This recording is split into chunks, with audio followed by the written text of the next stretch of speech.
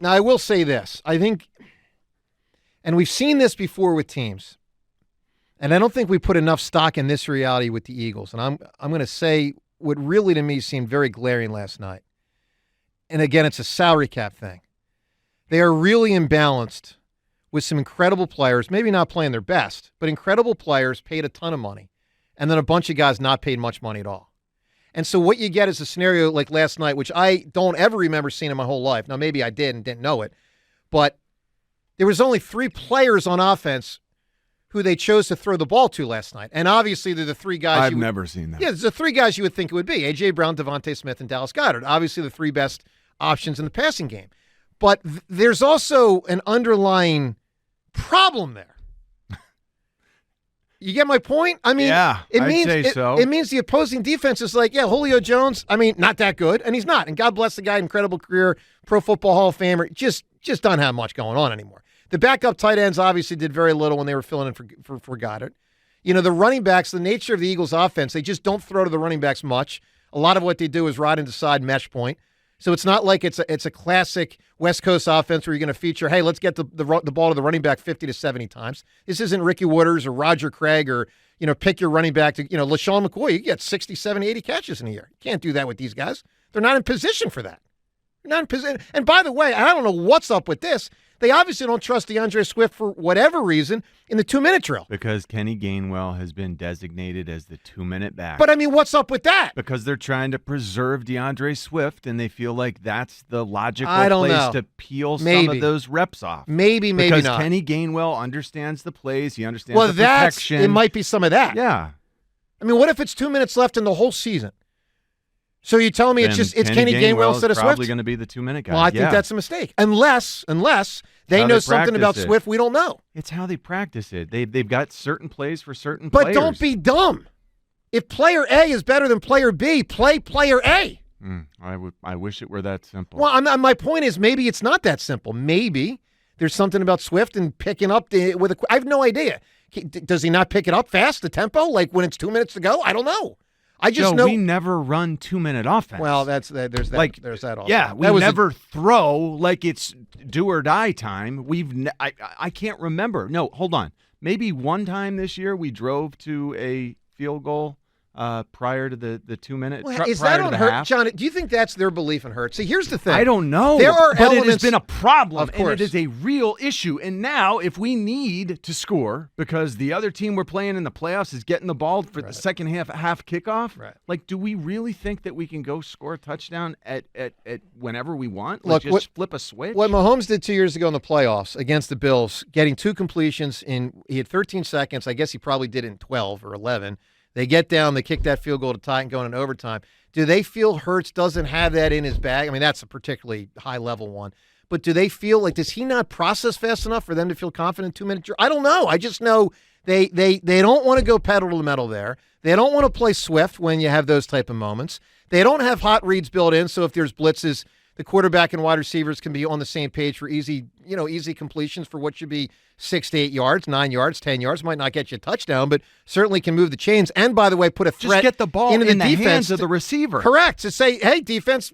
That's the whole point of a hot route. Just get your head around. Yeah. We're going to deliver it. We're going to beat you. Hand you long handoff. Just get you the ball in space. I'm aggravated. I'm. And by the way, and then when they lose, Jalen's stoicism. It doesn't play play well. I mean, it's tremendous when they win, and he's like, Mr. Stoic guy and the whole deal. But when they lose, both in the game and then after the game, then I start getting frustrated with his sort of thing within it.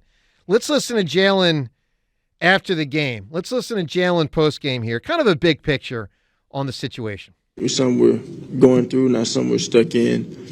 And I think the will for this team to get things done is going to continue to be challenged, and it's all in how we respond to that. And I think it's a beautiful opportunity for us. You have to have a hunger, you have to have a will and want to, and I think we got the right guys to do that. I just think it's something simply that we're going through. Look, he's certainly right on so much of what he said there. Do they actually have the right guys? I don't know. Is Brian Johnson the right guy? Maybe not. I mean, is Quez the right guy as the third wide receiver? Absolutely not. Absolutely not. Absolutely not.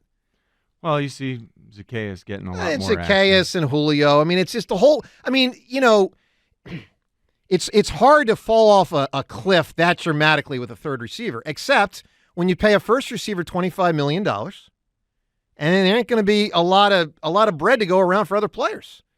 I mean, guys, and this is only going to get more glaring when Devontae gets paid, which he might after this year. And good luck Hassan Reddick trying to get more money out of the Eagles. I mean, guys, don't get me wrong. I think Howie has done a tremendous job in recent years, and I was very on board with so much of what he did this past offseason. I don't want to pass the buck and act like Howie did all this crazy stuff that I thought was crazy.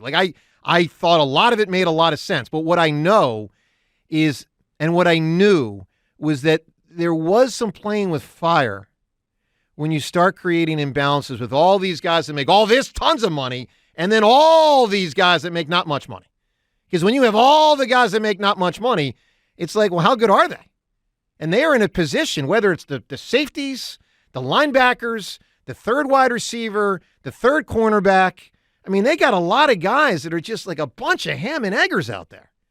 And it is hurting the team. And then when guys that are making a lot of money, like AJ, who's had a great year, but is dropping balls last night and fumbles the ball, the cornerbacks who are making a ton of money play the way they did last night, that's the problem. And then Hurts, who makes the most money in the whole team. And now you start saying to myself, my God, am I starting to see, and don't get me wrong, it's not that bad yet, but am I starting to see the beginnings of what we saw with Wentz when it was like he was never as good again? Oh, come on, John, man. I'm just telling you, we got 2 games we played poorly. It is possible he'll never be as good again. Turn this around and go up there to Seattle and blow their doors off. We'll see. It's possible. And if we do that, we'll feel pretty good about where this team sits. But if they do that and win those 4 and then lose to Dallas or San Francisco by 2 touchdowns or more in the second round of the playoffs, it's going to be a very deflating season. My gosh. Totally possible, John. We got to beat the Seattle Seahawks, man. What are you doing talking about January and December? I'm telling you, with what I just saw versus Dallas and San Fran, I am concerned there won't be a February for the Eagles, and there might be a short January for the Eagles. February is certainly not guaranteed to anyone, and you got to be playing your best football in January to make that a reasonable possibility. We are nowhere close to our best football right now. You know, that does mean we've left ourselves a lot of room for improvement, and it can be a ton better. All right, Sirianni, what he said after the game, a portion of Sirianni postgame last night, that's coming up here in 1 minute. It's tackling season. Time to tackle the closets, the basement, and the kitchen cupboards. The whole family can get in on the decluttering. Load up the car and head straight to Goodwill. Your donation of clothing, accessories, housewares, home medical equipment, and other items fund Goodwill's free career services that help local residents with disabilities and disadvantages get to work. Goodwill is where your things start new lives. Visit goodwillnj.org to find the Goodwill donation site nearest you. All right, Nick Sirianni, from 10-1 to 10-3. Obviously, things are not looking nearly as good. By the way, when they were winning some of those games, things were really questionable as well, and we talked about that at the time. A lot of people said, oh, no, come on, they keep winning. Well, yeah, they were, and now they're not. And so those issues from part of October and November come into focus even more. But certainly what they put out the last 2 weeks has been dreadful.